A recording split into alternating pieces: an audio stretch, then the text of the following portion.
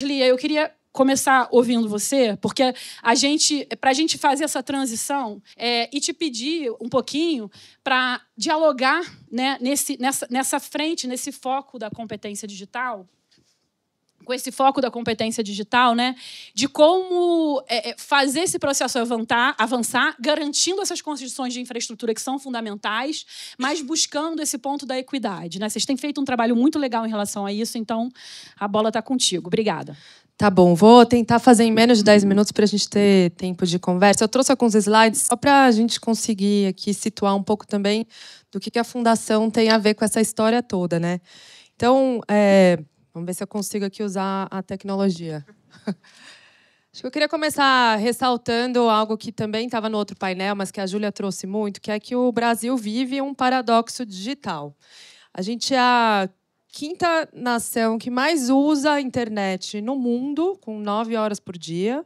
A gente é segundo lugar depois da Índia na utilização de meios de pagamentos instantâneos, com o Pix.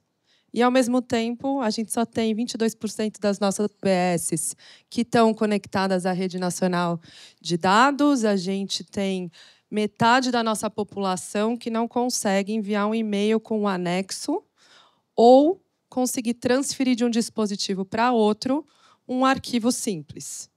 Então, a gente tem realmente que equilibrar essa polaridade se a gente quiser avançar no debate sobre digitalização. E, na educação, esse cenário também é uma realidade, né?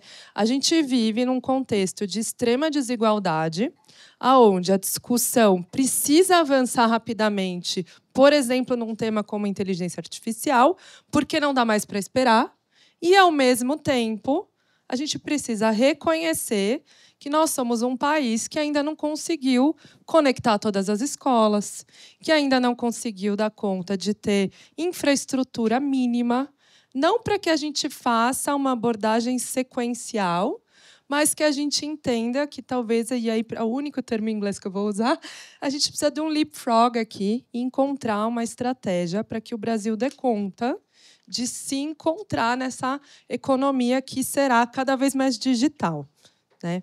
A Fundação Telefônica Vivo, e é o único slide aqui sobre a Fundação, vem trabalhando na área de tecnologia e inovação desde que iniciou seu trabalho no Brasil, entendendo as diversas fases desse processo. Tem um investimento, principalmente em formação de professores, que é o que eu vou falar um pouquinho mais, e tem um trabalho, inclusive, com vários dos parceiros que eu estou vendo aqui, com Todos pela Educação, com a própria Brascom. Inclusive, acabamos de lançar um estudo sobre a perspectiva de vagas de entrada para jovens nas carreiras de tecnologia, que mostram um enorme desafio que precisa ser transposto aqui para que a gente possa ter equidade.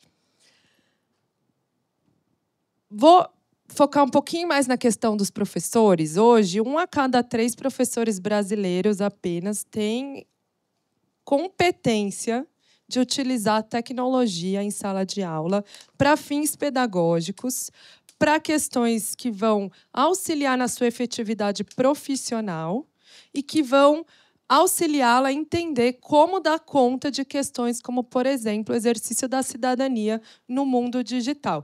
Isso é medido a partir de dados do próprio Ministério da Educação, e aqui eu parabenizo a Anitta por ter hoje uma ferramenta pública que possibilita essa medição com autodiagnóstico e dados do CIEB. E acho que isso precisa abrir para nós uma reflexão. A gente proibiu o celular na escola, a gente está discutindo diretrizes de IA, a gente está discutindo uma série de coisas aqui. E, ao fim e ao cabo, quem precisa dar conta de, com o estudante na sala de aula, possibilitar esse uso pedagógico, por exemplo, que está previsto na lei, é um professor que não tem a habilidade de matemática, da didática da matemática, e não tem a habilidade digital. Então, a gente precisa dar conta desse gap a serviço da aprendizagem.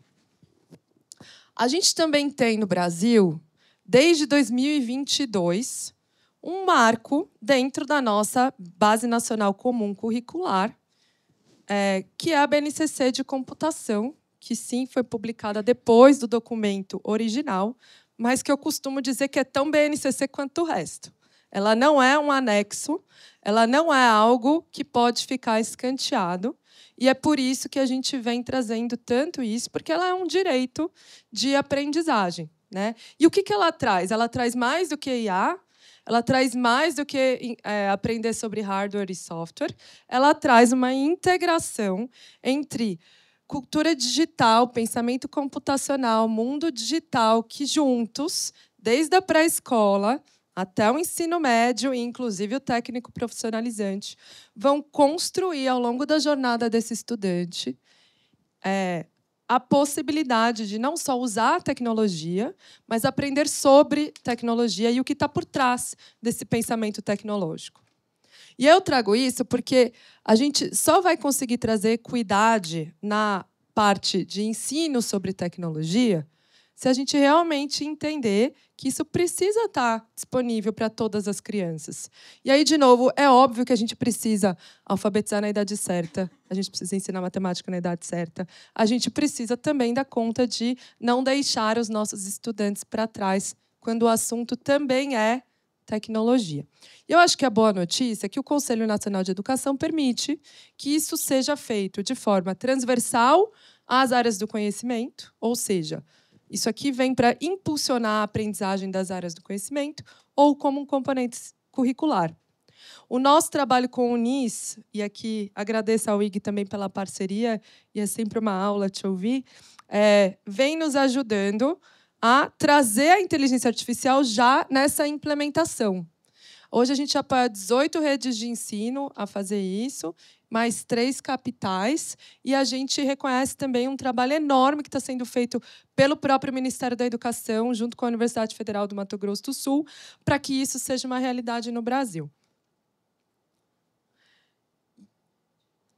E aí eu queria finalizar contando um caso aqui que integra um esforço que, como a Júlia trouxe, é parte de um olhar de coalizão, da Coalizão Tec Educação, que é o caso de um Estado que conseguiu dar conta do desafio das competências digitais de forma em larga escala, com medição, e por isso a gente consegue aqui trazer que é possível, que é o caso do Mato Grosso.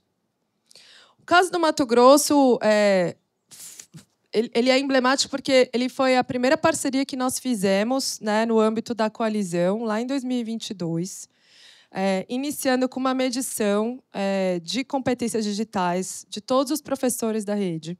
Então, assim, ela foi de larga escala, que apontava que apenas 25% dos professores tinham as habilidades, as competências digitais necessárias para pensar em uso de tecnologia para fins pedagógicos. Tá? E, ao longo de 2 anos, esse processo resultou num aumento de 36 pontos percentuais. E hoje a gente tem lá mais de 61% dos professores que têm as habilidades digitais consideradas adequadas, medindo ano a ano. Mas o que eu acho que é mais emblemático desse caso é que houve uma intencionalidade política, pedagógica, técnica, dentro da Secretaria de Educação, que entendeu que esse era um tema que precisava acontecer a serviço da aprendizagem. Por isso, teve uma adesão tão grande dos professores. Então, todo esse trabalho de apoio tecnológico aos professores, ele foi feito não à margem de todo o processo de ensino e aprendizagem de língua portuguesa, matemática e afins, mas sim sempre entendendo que é preciso um nivelamento inicial e depois uma conjugação com as áreas do conhecimento. Os fatores que possibilitaram isso, além, é claro, da intencionalidade política e técnica, foi o fato de que o Mato Grosso saneou praticamente a questão da infraestrutura e conectividade em todas as suas escolas. Então, quando a gente foi realizar a parceria, 94% das escolas já estavam conectadas. E isso é pré-condição, sim, para que a gente consiga fazer esse trabalho. A contratação de formadores que pudessem ser esses que cascatearam essa formação até chegar presencialmente aos professores da rede. Então, não é uma formação à distância que a gente incorpora à margem do processo de formação continuada, mas sim o entendimento de que é na formação em serviço que esse processo pode acontecer. desde que ele tenha intencionalidade e que isso tenha sentido para os professores. O Estado também desenvolveu uma estratégia de reconhecimento de boas práticas e criou uma rede de 6 mil educadores que hoje trocam suas boas práticas e que são reconhecidos pelo secretário de Educação anualmente, e tem homenagem do governador, entre outras coisas, que possibilitam, mais do que esse reconhecimento de 1 ou 2 professores, criar realmente uma rede de troca, né, dessas boas práticas. E, por fim, uma adequação à BNCC da computação, né? Então, isso fecha um circuito, e eu trago isso porque o meu desejo aqui é que a gente reconheça que é possível, mas que o é possível depende também de pré-condições que são importantes. Todo esse trabalho está sistematizado, tanto do ponto de vista técnico, mas também de quanto custaria para o Brasil fazer isso para todos os estados brasileiros. E a gente isso está disponível no site da Fundação, do CIEB e dos outros membros da coalizão. Obrigada. Lia, muito obrigada.